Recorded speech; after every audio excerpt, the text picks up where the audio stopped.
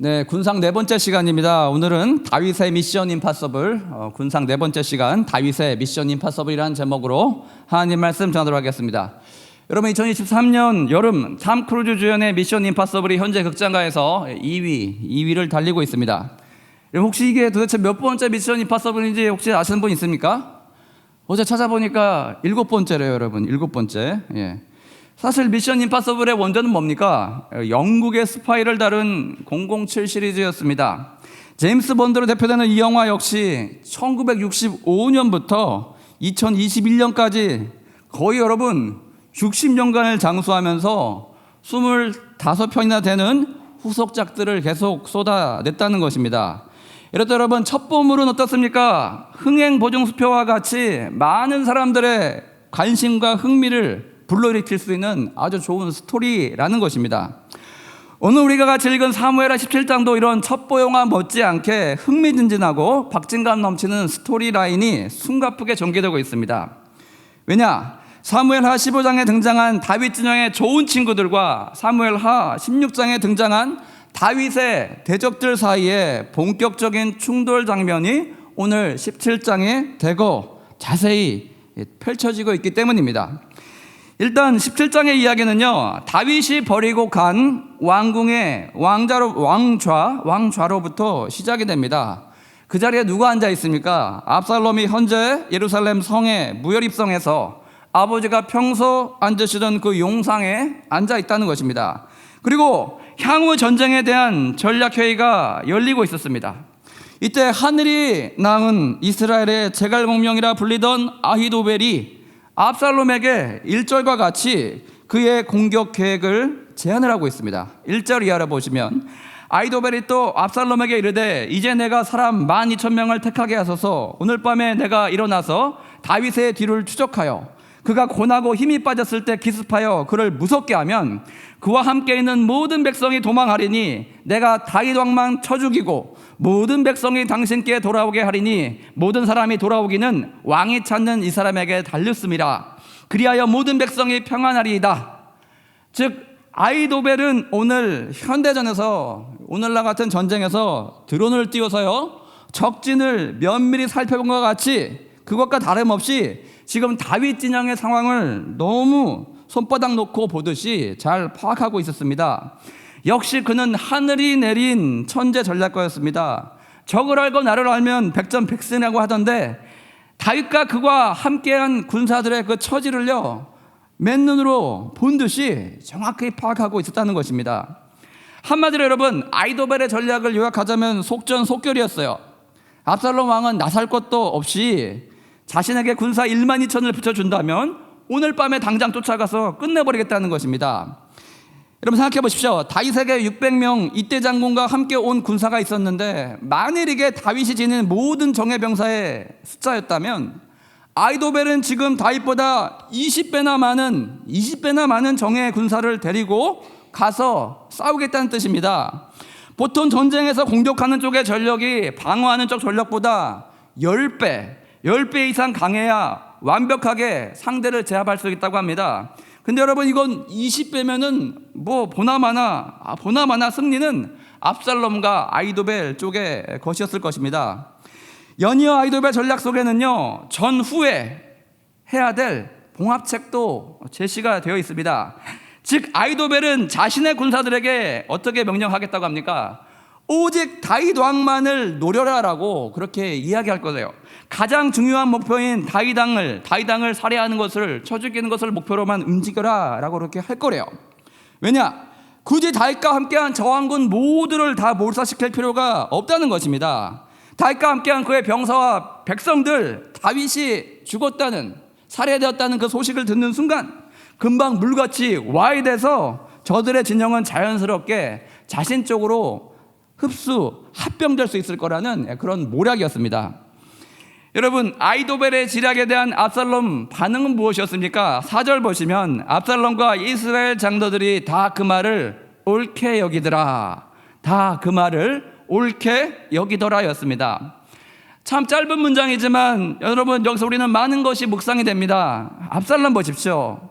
자기 아버지만 쳐 죽이면 된다는 아히도벨의 말을 들고 어떻게 여겼대요? 옳거니 맞아. 여러분, 이게 말이 됩니까?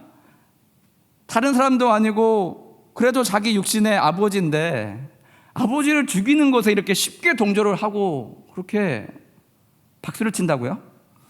여러분, 압살롬은 성경 속 비운의 왕자인 듯 보이나 자세히 그의 캐릭터를 우리가 들여다본다면, 그의 인물 됨됨이를 우리가 들여다본다면 압살롬은 참 죽어 마땅한 자였습니다. 먼저 그는 형 암논을 살해한 살인자였어요. 둘째로 왕궁에 남겨진 다윗 왕의 10명의 후궁과 근친 상간을 한 페르나였습니다. 마지막으로 그의 아버지를 쳐 죽이자라는 그런 계획에 동조하고 이를 지시한 살인 교사자였어요. 즉, 압살롬이 뒤에서 왜 그렇게 비참한 최후를 맞이하게 됐냐고요? 그건 하나님께서 율법에 그렇게 강력하게 금하신 일들을 그는 아무렇지도 않게 너무나 쉽게 행할 수 있는 그런 유형의 사람이었다는 것입니다. 살인, 간음, 또 살인. 여러분, 이 정도면 오늘날 대한민국 헌법 법으로 생각해봐도 무기징역 아니면 처형에 해당하는 초절정 강력범이 아니겠습니까? 반대로 여러분, 다윗을 보십시오. 뒤에 벌어지게 되는 전투 가운데 다윗은 부탁을 합니다. 전장에 나아가는 요압 장군에게 자기의 얼굴을 봐서라도 제발 압살롬 왕자를 죽이지 말고 꼭 생포해달라고 그렇게 부탁하는 장면이 실려 있습니다. 서로에 대해 아들은 죽이려 하는데 아비는 어떻게 되든 그를 살리려 하고 있습니다. 여러분, 과연 하나님께서는 이 둘 가운데 누구를 기뻐하시겠습니까? 다시 오늘의 이야기로 돌아가서 이런 몰살의 위기 가운데 대반전이 일어나죠. 다윗이 심겨놓은 하나님의 회심의 반전 카드, 또 다른 모사 후세가 압살롬 왕에게 호출을 당하게 됩니다. 불현듯 압살롬은요, 아이도벨 레벨은 아니었지만 그래도 차순위 전략가로 인정받았던 후세의 생각도 한번 들어보면 좋겠다라는 그런 마음이 들었습니다. 아니, 돌다리도 두들기며 건너라고 하는데 신중한 마음에서 그렇게 하고 싶었을 것입니다. 여러분, 이것은 사실 다윗이 피난길에 했던 기도, 화살 기도, 즉 하나님, 아이도벨의 책략을 어리석게 하여 주시옵소서, 그렇게 기도했던 그 간절한 기도에 대한 하나님의 응답이라 할 수 있겠습니다. 하나님께서 이 절제절명의 순간에 압살롬의 마음 가운데 괜한 불안감을 불러일으켰습니다. 그렇게 해서 아이도벨의 전략에 대해서 후세의 이야기, 후세의 평가, 후세의 추인과 확인을 꼭 받아보고 싶은 그런 강한 욕구가 그의 마음 가운데 불현듯 일어나게 그렇게 하셨다는 것입니다. 자, 이제 다윗의 조커 후세가 투입이 되게 됩니다. 6절 보시면 압살롬이 후세를 불러 아이도벨의 생각을 전해주고 이에 대해 어떻게 생각하는지 묻습니다. 이에 후세가 뭐라 합니까? 7절 보시면 다윗을 위한 방어, 즉 그의 긴 전략을 펼치기에 앞서서 압살롬과 아이도벨의 의심을 피하기 위해서 이렇게 연막을 뿌리면서 자신의 이야기를 시작합니다. 7절 보십시오. 후세가 압살롬에게 이르되 이번에는 아이도벨이 베푼 계략이 좋지 아니하나이다 하고. 여러분, 이게 아이도벨에게 대한 후세의 칭찬일까요? 욕일까요? 자세히 보시면 여러분, 이건 욕이 아니고 칭찬이라는 것입니다. 왜냐? 한국말은 조사가 참 중요한데 이번에 는이란 표현을 쓰고 있습니다. 즉, 여기서 여러분 무슨 뜻입니까? 는이 뜻하는 것은 이전까지 아이도벨에 베풀었던 계략은요, 언제나 좋았어요. 언제나 최고였어요. 항상 그 결과가 너무나 좋았다는 것입니다. 그는 항상 옳았습니다. 그런데 어쩐지 모르겠지만 찜찜하게 이번만은 웬일인지 그렇게 좋은 계략을 베푼 것 같지 않다라는 그런 이야기입니다. 즉, 여러분, 상대방을 굉장히 높여주면서 동시에 자신의 계략을 펼칠 그 기회를 잡는 아주 교묘한 표현이라는 것입니다. 만일 후세가 대놓고 아이도벨의 전략을 강하게 반대했다면 오히려 반발심을 샀을지도 모르겠습니다. 오히려 의심만 샀을지도 모르겠어요. 후세는 이렇게 부드럽게 저들의 마음 가운데 자신의 생각을 들어보게 할 윤활유를 발라놓은 이후에 본격적으로 다윗에게 도움이 될 자신의 청략을 이야기합니다. 뭐라고 합니까? 8절 이하로 보시면 이렇게 이야기해요. 왕도 아시거니와 왕의 아버지와 그의 추종자들은 용사라. 그들은 들에 있는 곰이 새끼를 빼앗긴 것 같이 격분하였고 왕에 붙이는 전쟁에 익숙한 사람인즉 백성과 함께 자지 아니하고 지금 어느 굴에나 어느 곳에 숨어 있으리니 혹 무리 중에 몇이 먼저 엎드러지면 그 소문을 듣는 자가 말하기를 압살롬을 따르는 자가 가운데서 패함을 당하였다 할지라. 비록 그가 사자와 같은 마음을 가진 용사의 아들일지라도 낙심하리니 이는 이스라엘 무리가 왕의 아버지는 영웅이요 그의 추종자들도 용사인 줄 알미니이다.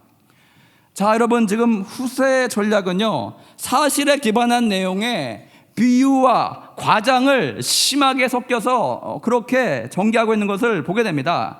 즉 다윗과 그의 추종자들이 전쟁에 잔뼈가 굵은 백전 노장의 용사임에는 틀림이 없는 사실이었습니다. 근데 여러분, 후세는요, 저들을 묘사하길 지금 어떤 상태냐? 성난 곰이 새끼를 잃어버릴 때 화가 머리 끝까지 난 것처럼 그렇게 화가 나 있대요. 여기서 말하는 곰은요, 우리나라 지리산 반달곰처럼 귀여운 그런 이미지의 곰이 아니라는 것입니다.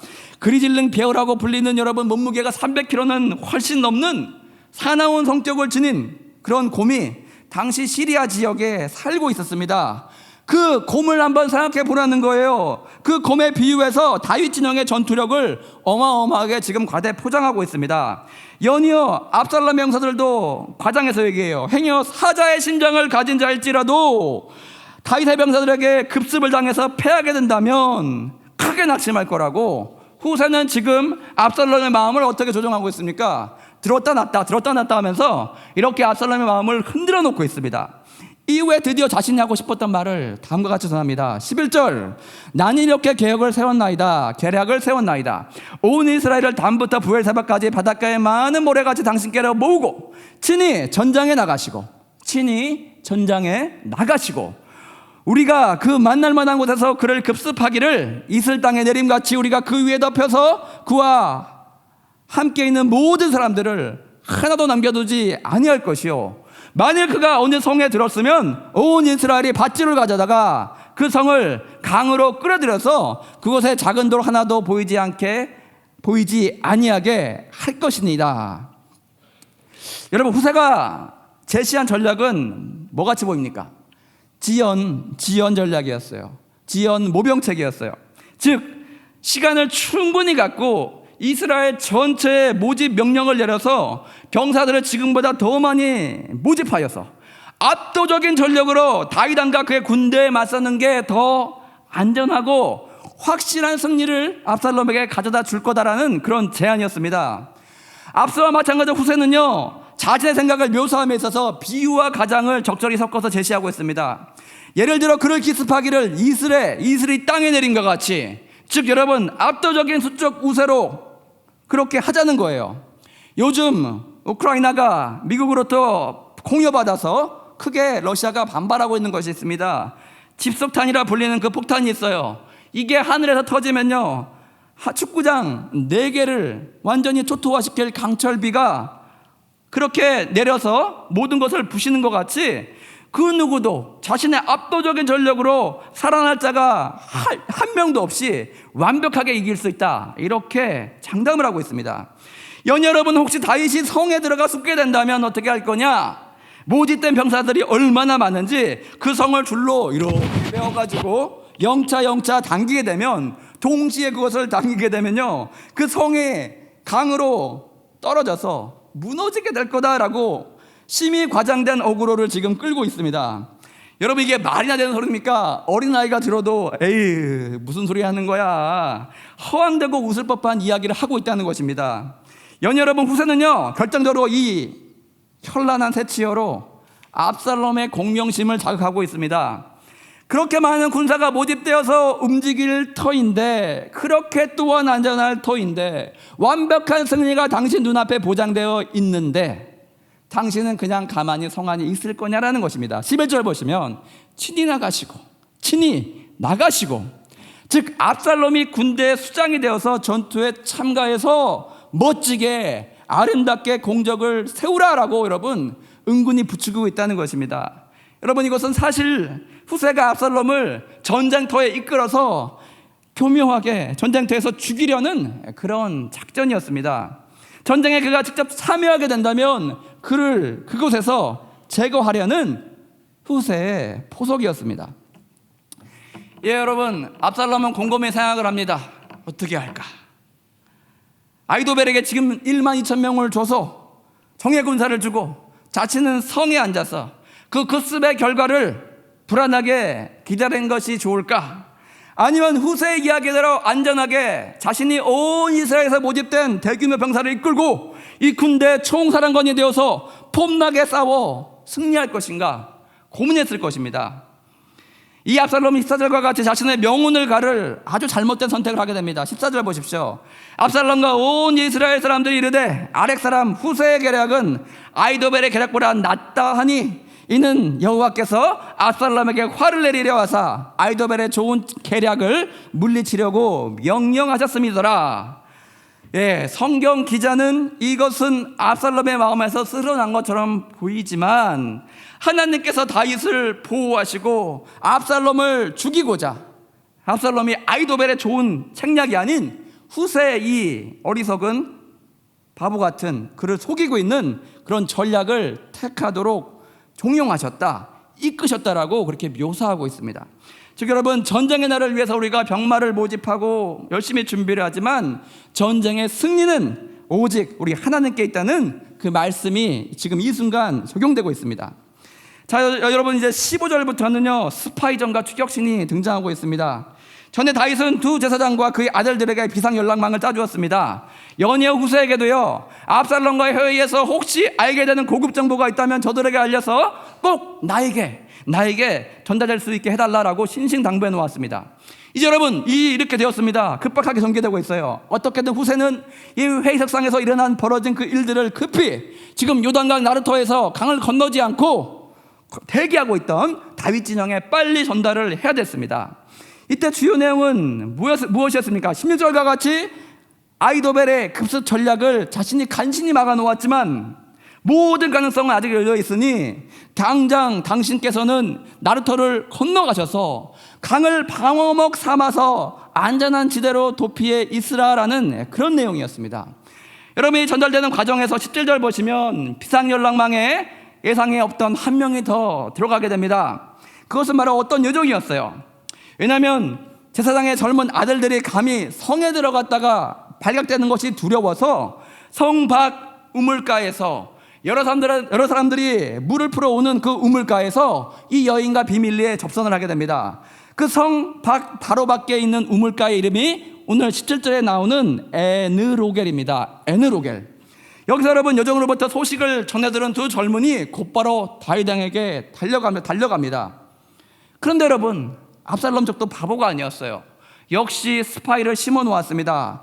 이 수상한 사람들의 행동을 주도 면밀하게 관찰하고 있었던 것입니다. 하필이면 우물가에서 접선하던 그 모습이요 압살롬 쪽 스파이 그들에게 발각이 돼요.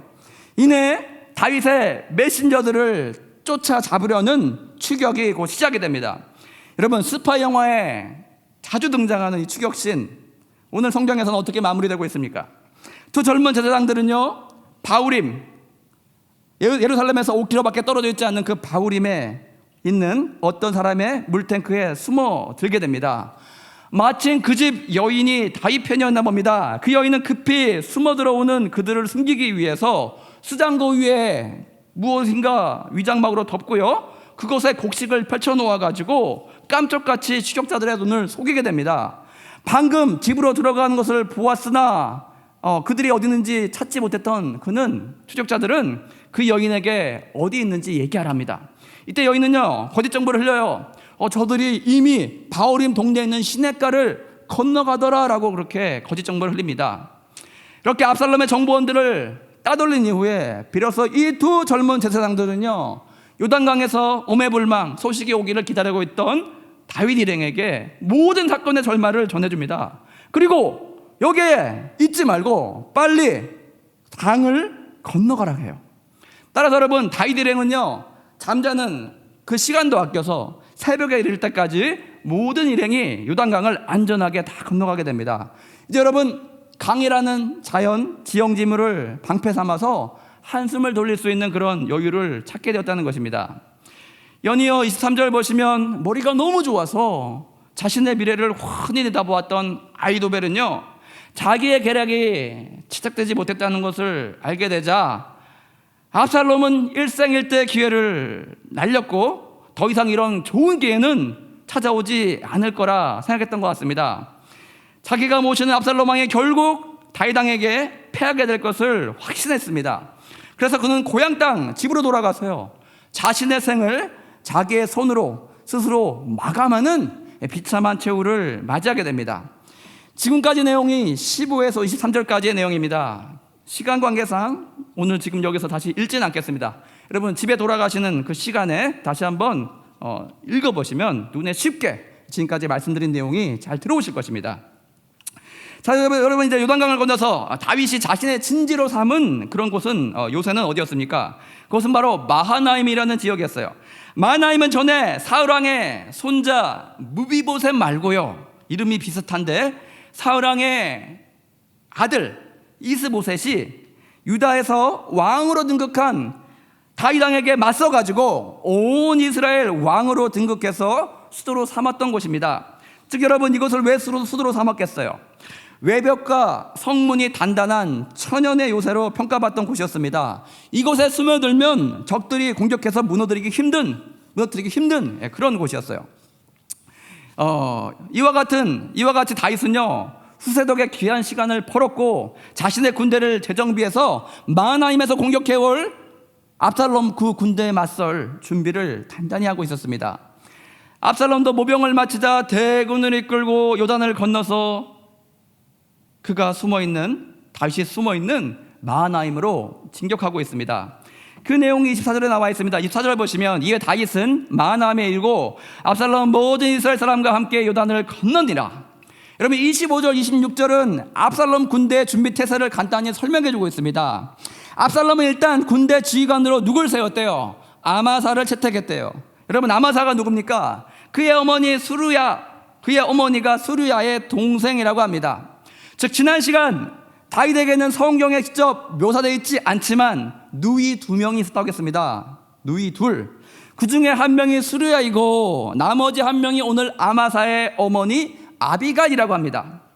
쉽게 얘기해서 여러분, 다윗 집안은요 가족 경영을 하고 있었어요. 오늘날 대기업 계열사를 자신의 형제로부터 멀게는 5천 당수까지 세우는 것과 비슷하게 다윗도 조카 요압과 아비새를 자신의 장군으로 세웠고요, 압살롬도 자신과 고종사촌 관계에 있는 고모의 아들 아마사를 군대 장관으로 등극시키게 됩니다. 마치 오늘날 재벌가들이 하는 형태와 비슷했다는 것입니다.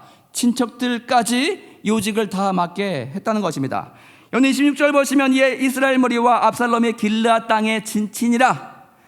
네, 여기서 여러분 길르앗은 어디를 얘기합니까? 마하나임이라는 도시가 속해 있는 넓은 지역을 아우르는 그런 지명의 이름입니다. 즉 압살롬의 군대는요 지금 대군을 모병해서 끌고 왔지만 이제 길르앗 평지에 텐트를 치고 야영을 해야 하는 형국에 처해 있습니다. 즉 여러분, 적이 공격해 올 때 아주 취약한 모습으로 광야에 진을 칠 수밖에 없는 그런 형국이었어요. 반대로 다윗은요 마하나임이라는 단단한 성 안에 숨어들어 있어서 거기서 안전하게 얼마든지 군사작전을 펼칠 수가 있었습니다. 수적으로 압살롬의 군대가 훨씬 많아 보였지만 이제 여러분 다윗의 군대와 비교해서 그는 훨씬 불리한 위치에 서 있게 된 것입니다. 여러분 27절부터 29절 보시면 마하나임에 다윗이 이르렀을 때 그 지역에 거주하던 다윗의 유력한 친구들이 다윗을 찾아옵니다. 그리고 다윗에 필요한 군수품과 물자를 공급해주는 일이 벌어지게 됩니다.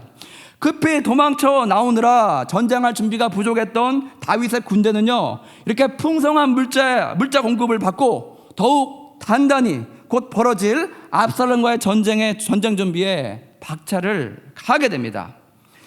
자, 이제 여러분 오늘 우리가 나눴던 말씀 간단히 정리해보고 한번 적용해봅시다. 첫째, 다윗이 심겨놓은 비상 연락망이 정말 급속하게 돌아가고 있습니다. 그 과정 가운데 다윗의 정보망과 그것을 깨려는 압살롬의 첩자들, 그 정보망의 대결이 있었습니다. 이 에피소드에서 알 수 있는 것 같이 여러분, 전쟁은 결국 정보전에 승리하는 자가 결국 이기게 됩니다.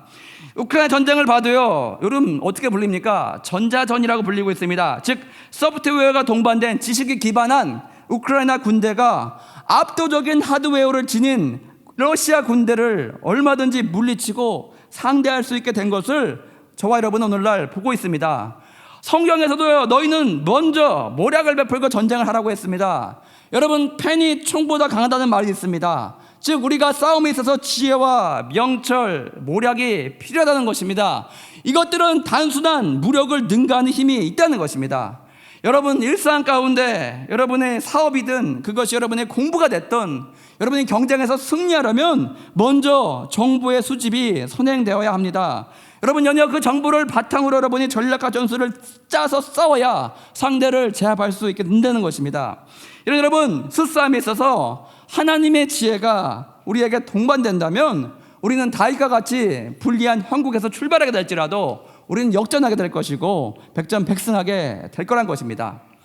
둘째로 여러분, 머리 좋은 아이도벨은요, 자기 자신이 내놓은 그 전략이 인정받지 못하자 그만 자신의 손으로 자신의 인생을 끝내고 있습니다. 여러분, 지독하게 자아가 강했던 아이도벨이었습니다.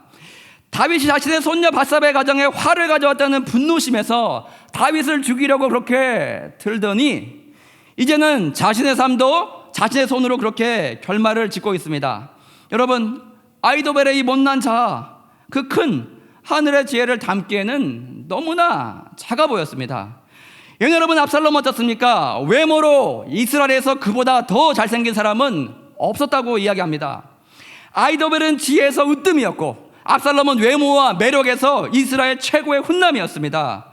이렇듯 여러분, 비록 세상적으로 강해 보이는 조건을 다 갖추고 있다 할지라도 저들의 영혼 속에 하나님이 계시지 아니하면 하나님 말씀에 저들의 영혼을 다스리고 이끌며 통제하지 못하게 된다면 세상적으로 봤을 때 일시적인 부분적인 승리를 거둘 수 있을지 모르겠지만 결국 그 마음이 하나님의 마음에 속해 있지 않기 때문에 저들은 하나님과 함께 하시는 자들에게 결국 패망을 당하게 될 뿐이라는 것입니다.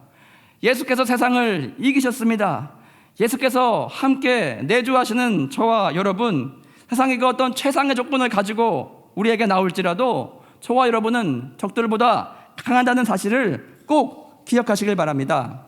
첫째, 여러분, 마지막으로 군장관 아마사를 데리고 요단을 건넌 압살롬은요, 이제 불리한 형국에 놓이게 됐어요. 과거 당태종이 안시성을 놓고 100만 대군을 끌고 왔다가 소수의 인원이 지키는 안시성 결국 함락시키지 못하고 대패하고 군사를 물린 그런 이야기가 있었습니다. 마나미 지형이 험난한 초롱성으로 그 성을 깨는 것은 결코 쉽지 않았다는 것입니다. 다윗은 그 성에 숨어들어서 군사를 재정비할 시간을 벌었고요, 게다가 그에게 필요한 물자를 공급해주는 그의 좋은 친구들도 곁에 있었습니다. 압살롬 어떻습니까? 반대로 군 지휘관 경력도 미천한 자인데 전국에서 모은 수많은 병력의 그 머리 숫자만을 믿고 들판에 진을 쳐야 했습니다. 이제 방어하기도 힘든 들판에 그 대군을 친히 몰고 온 압살롬, 다윗보다 더 위험한 형국 가운데 처하게 됐다는 것입니다. 여기서 여러분 우리가 알 수 있는 것은 압살롬은 내면보다 화려한 외면을 지향하는 그런 사람이었습니다. 또한 여러분, 실질적인 이득보다는 공명심에 사로잡혀 있는 그런 사람이었습니다. 다윗은 비록 군사의 수는 적었지만 백전노장으로 훈련된 소수의 정예를, 실력 있는 소수의 정예를 군사들을 지니고 있었습니다. 외적인 수보다 내면과 실력에 집중하고 있었습니다. 즉 압살롬과 다윗의 전투는 양과 질의 싸움으로 가고 있었다라고 이야기할 수 있었다는 것입니다. 다시 말해 여러분, 외형과 내실의 싸움인데 언제나 여러분 외형은 지게 되어 있습니다. 내실이 강한 쪽이 승리하게 됨을 여러분 꼭 기억하시길 바랍니다. 세상은 공작새와 같이 날개를 한껏 펼치고 자신을 있는 것보다 더 크게 그렇게 과장하면서 골리앗과 같이 우리에게 덤빕니다. 그러나 여러분, 우리에게 단단한 신앙과 말씀의 돌이 우리 내면 가운데 있다면 우리는 우리에게 겁을 주며 우리를 윽박지르며 우리에게 달려드는 그 적을 쉽게 제압할 수 있게 됨을 여러분 기억하시길 바랍니다. 다윗과 같이 실력 있고 단단하고 아름다운 내면을 갖추어서 거친 세상의 어떤 그 도전 가운데도 늘 승리를 맛보는 저와 여러분 되시길 바랍니다. 우리 다 같이 세상 유혹 시험이 찬양하시고 기도함 나가겠습니다.